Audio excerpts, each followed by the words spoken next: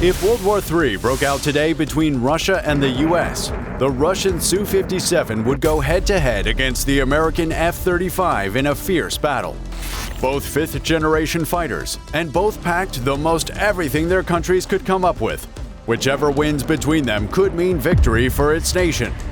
Although the F-22 is regarded as the most American lethal fighter and could easily have represented the US, it is simply available in far fewer numbers than the F-35. And more importantly, it's an entire decade older too. This means the F-35 benefits from the most modern 21st century technologies to make it the most intelligent American fighter in history. And intelligence is likely what would matter most in any modern near-peer conflict. And here comes the latest upgrades of the Russian Su-57. After a failed previous attempt from the time of the Soviet Union due to very limited resources and a general economic decline, the Russian Ministry of Defense began the development of a fifth-generation fighter program in 1999. This saw Russia's two largest aerospace companies, Sukhoi and Mikoyan, go head-to-head in a competition of capabilities, lethality, and overall air superiority packed into one fighter. Sukhoi, with more prior experience with air superiority fighters, won the competition, and the Su-57 was born, more advanced than originally designed. Still, the fighter continues to be upgraded by Sukhoi. Heavy AI integration, new onboard equipment, new hypersonic and laser weapons, and new Izdalia 30 engines that produce up to 16 tons of thrust are only some of the upgrades slated for the fighter to give it a one-up over its American counterpart, the F-22 Raptor, and particularly the newer, more intelligent F-35. Until these upgrades come to fruition, this is what the F-35 brings to the table against the Su-57. The F-35 versus the Su-57, US's latest American fighter versus Russia's. The battle begins, and we must now take a look at the core factors of each jet to determine which would likely come out on top in a head-to-head, and which would, well, be roasted in a cloud of its own smoke. First off, stealth. The entire fifth-generation class of aircraft is heavily dependent on stealth capabilities, and so neither the F-35 nor the Su-57 is found lacking here. The F-35, for one, was designed from the ground up with stealth in mind. Its manufacturers, Lockheed Martin, aligned its edges, serrated its skin panels, and masked the engine with easy-to-maintain fiber matte skin for low observability. They also reduced infrared and visual signatures, enabled the reflection of radar waves, and used strict controls of radio frequency emitters, all playing their role in giving the F-35 an ultra-tiny radar cross-section, lower than that of a metal golf ball.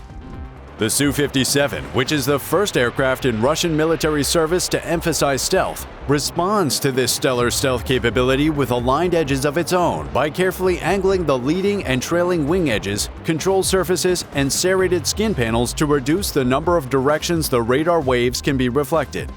Its canopy is coated with 70 to 90 nanometer thick metal oxide layers with enhanced radar wave absorbing to minimize the radar return of the cockpit by 30%. And protect the pilot from the impact of ultraviolet and thermal radiation. In a funny twist, only conspicuous, susceptible to clutter, imprecise, low-frequency radars are able to spot both jets with relative ease due to a phenomenon known as Rayleigh scattering. But again, these radars are conspicuous, susceptible to clutter, and imprecise. And that's where the threat of being spotted ends for the F-35. For the Su-57, however, its manufacturers, Sukhoi, really only emphasized frontal stealth, with RCS reducing features most apparent in the forward hemisphere.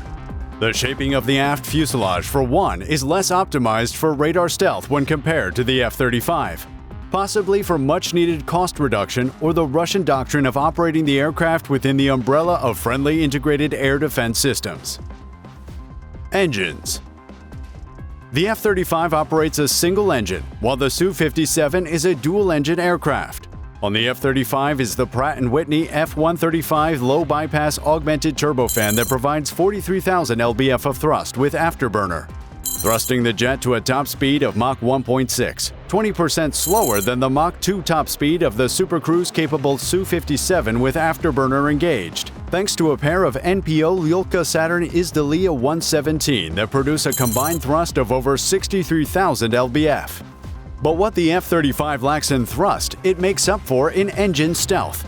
The engines on the F-35 are stealthy by having a low observable afterburner that incorporates fuel injectors into thick, curved vanes.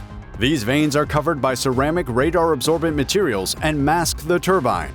Its low observable axis-symmetric nozzle consists of 15 partially overlapping flaps that create a sawtooth pattern at the trailing edge, which reduces radar signature and creates shed vortices that reduce the infrared signature of the exhaust plume.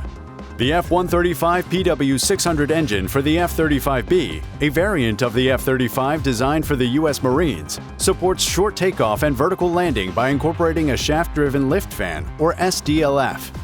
This SDLF was designed by Lockheed Martin and developed by Rolls-Royce as a key technology for the F-35, displaying the most impressive use case and performance. So much so that the system, officially known as the Integrated Lift Fan Propulsion System, was awarded the prestigious Collier Trophy in 2001. The Su-57 does, however, make a clap back with its all-angle thrust vectoring capabilities that enable the jet to supermaneuver like a gymnast in the sky. Avionics. Both planes are fitted with the most advanced avionics and armament their respective countries have to offer. For the F-35, the AN/APG-81 Active Electronically Scanned Array Radar, AN/ASQ-239 Barracuda Electronic Warfare System, AN/AAQ-37 Distributed Aperture System, AN/AAQ-40 Electro-Optical Targeting System, and AN/ASQ-242 Communications, Navigation, and Identification Suite all combine to provide rapid beam agility, multiple operational modes, all-aspect missile launch and target tracking, 10 radio frequency antennas, all-aspect radar warning receiver, self-defense against missiles, the detection and jamming of hostile radars, laser targeting, forward-looking infrared capabilities, long-range IRST functions, and an impossible level of sensor fusion to give the pilot and friendlies an omnipresent tactical picture of the battle space without compromising stealth. All of these are made possible by software running on a shocking 8.6 million lines of code, which is a lot of lines of code, more than the 4 million lines of the Su-5 software. But this isn't a coding competition, and in terms of avionics, the Su-57 has its own statement to make. Its central integrated management system fuses all the data from the SH-121 radar and electronic warfare radio-electronic system, the 101KS electro-optical system, multiple N036-1-01 X-band active electronically scanned array, or ASA radar, and two N036L-1-01 L-band transceivers for friend or foe identification and electronic warfare. For the total integration of avionics systems, maximization of pilot situational awareness, and reduced workload. Still, the priority for the Su-57 is air superiority, and thus has fewer avionics systems than the multi-role F-35. Weapons. To preserve their stealth profiles, both fighters by default carry their weapons internally, although they both have external hardpoints to carry weapons when stealth isn't of topmost priority. The F-35 has 4 internal hardpoints and 6 external hardpoints that combine to hold up to 18,000 pounds of weapons.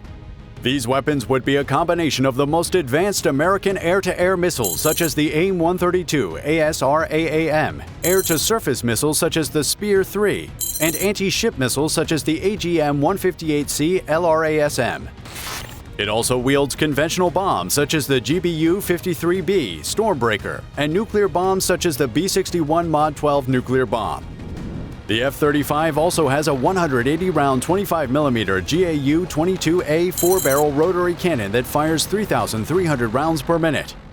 This is a far superior rate of fire to the 1,500 rounds per minute of the 30mm Gryazev-Shipunov GSH-30-1 autocannon of the Su-57. There's a reason for this. The F-35, being a multi-role fighter, would be tasked with providing close air support to troops on the ground in a bid to replace the renowned A-10 Warthog. Hence the need for a highly advanced cannon that can rain metal from the sky. To wield explosives, the Su-57 has 6 internal hardpoints and 6 external hardpoints that combine to carry an estimated 16,500 pounds of weapons, slightly less than the weapons payload of the F-35. In its hardpoints is a combination of air-to-air missiles such as the Izdalia 810, air-to-surface missiles such as the KH-38M, anti-ship missiles such as the KH-35U, anti-radiation missiles such as the KH-58U SHK, and multiple conventional bombs. It's uncertain if the Su-57 would be able to wield nuclear weapons like the F-35 can. It would appear that the F-35 is in fact more capable than the Su-57 in many ways, but perhaps its greatest advantage over the Russian fighter is its production line. Over 860 F-35s have been built since 2006, while Russia struggles to build the Su-57 in any significant numbers. Only 16 of the fighter have been built since 2009, with 6 of them being actual production fighters and the remaining 10 being test aircraft. These unimpressive numbers could be a result of the economic downturn that occurred during the developmental stages of the Su-57. To make matters worse for the Su-57, Russia's war on Ukraine and the resulting sanctions against the country has made production, particularly sourcing for foreign components, even more tasking. As it stands, a fleet of F-35s would knock the lights out of a fleet of Su-57s before the entire F-35 fleet assembles completely.